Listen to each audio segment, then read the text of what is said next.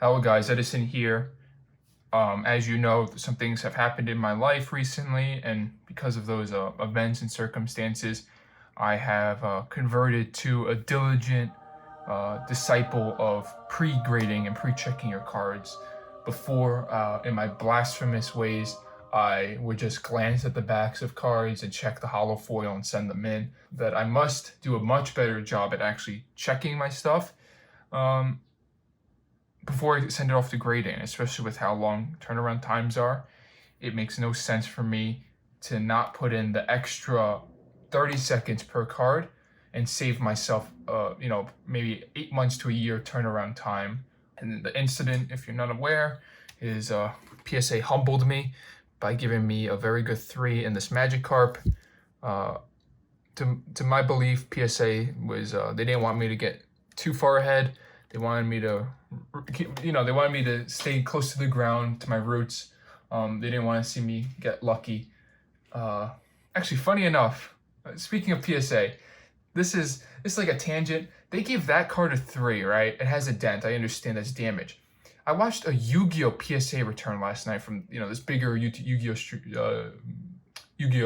like YouTuber. He got like a Jinzo card back, and I think it was first edition. I think Jinzo was from Metal Raiders. It was the first edition Jinzo. The card was sun faded to the point where the front of the card, the colors all blended together. It was more like a Yu-Gi-Oh card is more of a brown. It was like a yellow, and they gave it a 10.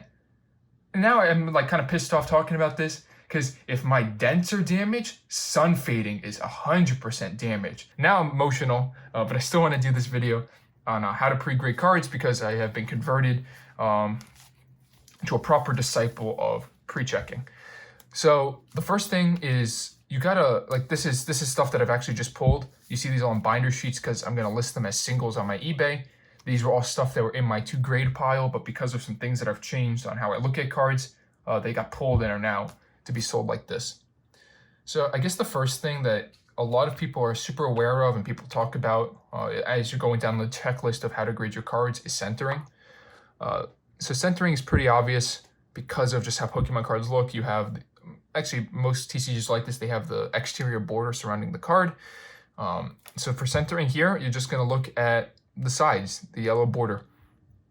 Centering is more or less graded on how much, you would just see how equal the sides are, so to speak. So if the top and the bottom are equal, that's a positive sign. And if the left and the right are equal, it's a positive sign.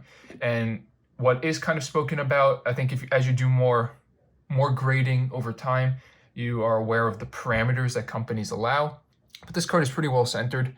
I would say the most interesting thing about this is it almost looks like it's bent in the frame. This is another type of centering you have to kind of look out for in cards.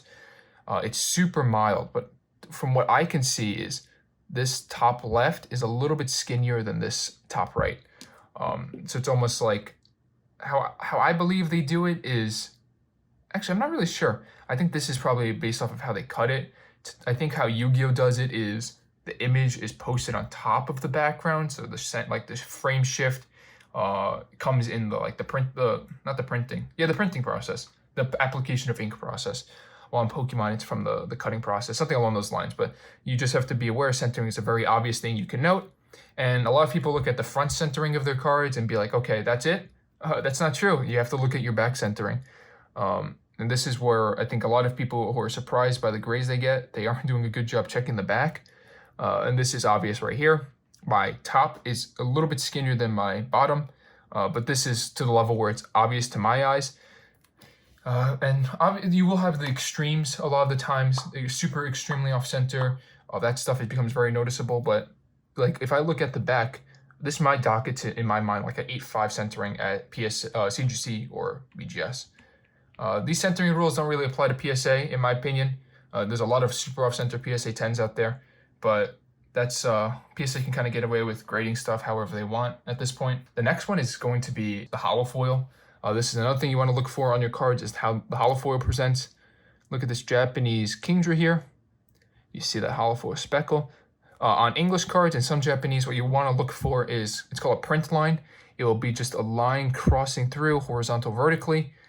This one doesn't have it. I don't know if I have any cards with obvious print lines, and I don't really feel like digging them out I might throw a picture up on the side of what a print line looks like. You have to look for that, and then print lines are a manufacturing defect.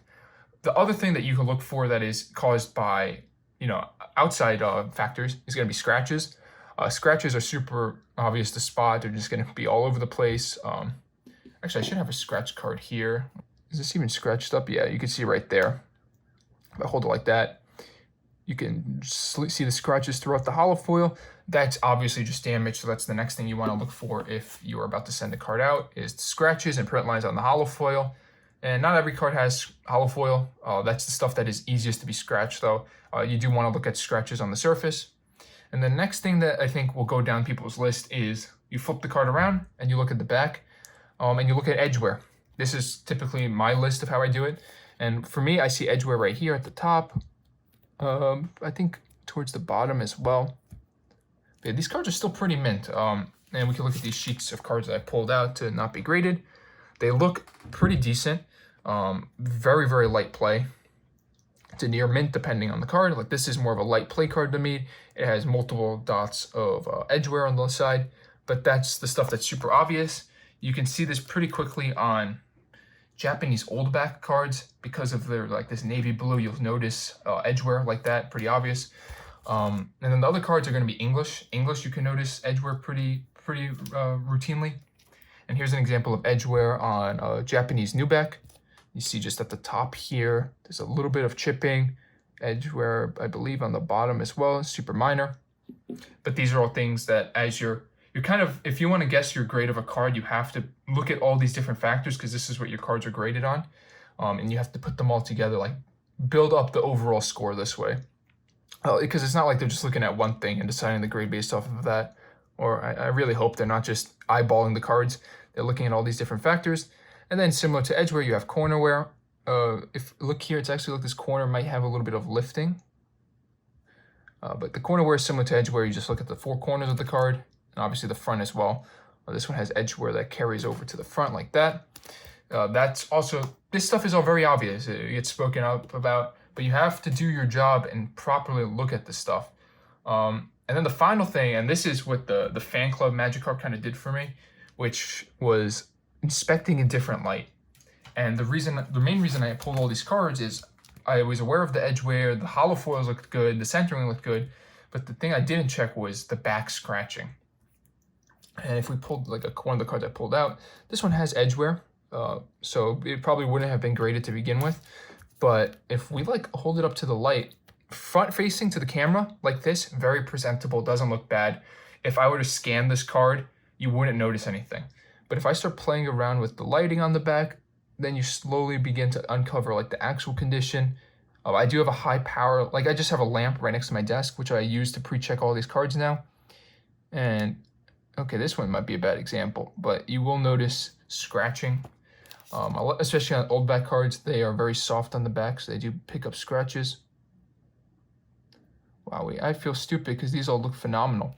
But if we look right here, actually, and these cards look so good. These look so good. But as I said, if I'm going to submit a card and wait 8 months, 10 months, a year to get them back, I have to make sure they're actually the best copies that I can send. Because why would I send cards that are in worse condition when I can just send ones that are better in condition or replace them with something else? There's no reason. And then this one has a print line or a scratch going vertically. It's so hard to see, but it's that type of stuff I've really come on to after PSA gave me this, that I have to be more aware of how the cards actually present on the back. I'm definitely wasn't doing a good job inspecting this stuff. And this is to almost an asinine level of care. If I hold the card like this, I don't see it. If I hold the lighting like this, I see there's dirt marks throughout. And at least this option, if the card looks like it could be cleaned, I can at least clean it before I send it out. But a lot of the times they can't be cleaned, and I'm just about to send out a card that is probably not in the best shape. This is amazing to me. It looks so good, but if I hold it at the right angle, I notice just what happens all the time is there's dirt that builds up on the back of the cards, and it because of just handling and stuff, putting them in a sleeve with dirt, and when people hold them, the dirt ends up getting imprinted and forms an impression, which creates a textured back. which if you're holding it at the right light, you will notice that the back is a little damaged like that. Here's another one that looked pretty good on the back at first glance, looks near mint. You pull it out and then you kind of hold it at an angle like this. Oh my God, I look like I'm actually crazy. I appear crazy as I'm showing you this stuff because it looks fine, but like there's obviously flaws. Like you can barely make it out. Let me get my pen. There's like a little bit of smudging right there. If I hold it front facing, you don't notice it. If I turn it in the light, you notice that there's a smudge. Let's see what else. There's scratches throughout. Right here, there's scratches along the Pokeball. I mean, this whole card has scratches. And if I scan this in for myself, I wouldn't notice it. But if I hold them and play around with the light, I can see the impressions that dirt have left over time, just scratches from people's fingernails, or people running a pen across them, or maybe the coin. Like, this is not a popular Pokemon either. Jumpluff isn't popular. It's an old back hollow. I was gonna grade it because it's an old back hollow, but if we're talking about like a 1 grade difference between pre-checking my card and not, it's pretty significant. Like a 7, like a PSA CGC BGS 7 in this card is probably worth half the price of what a 9 is. And like, there's no reason for me to grade it. You could probably make the case that the graders won't inspect it as much, but they do have high power lighting there, and they hold it and they manipulate it in different angles to kind of see that stuff. So you have to kind of be more diligent. And this is more so a video for myself to tell myself after this PSA card that I have to be more diligent when I inspect stuff. Oh my God, like I hold it like this, it looks fine. If it was in a slab, it would look fine. If I hold it like this though, you see that there's like scratches, there's buildup of gunk over time, and it's all about having like thoroughly checking with lighting. And that's it. That was kind of like my rundown. A majority of this video wanted to focus on inspecting the backs of your cards, because I think that's an underrated aspect of pre-checking your stuff. But as I said, kind of the priority of how I look at cards now is centering is most obvious. Hollow foil is then what I do. Then it's corners and edges on the back. That's like a big area where you'll see wear. And then finally, it's just go under like a microscope and like thoroughly check with lighting. Yeah, this video might be a little long, might be a little confusing, but I hope I kind of illustrated my points on how I think you should be pre-checking your cards. Have a nice one.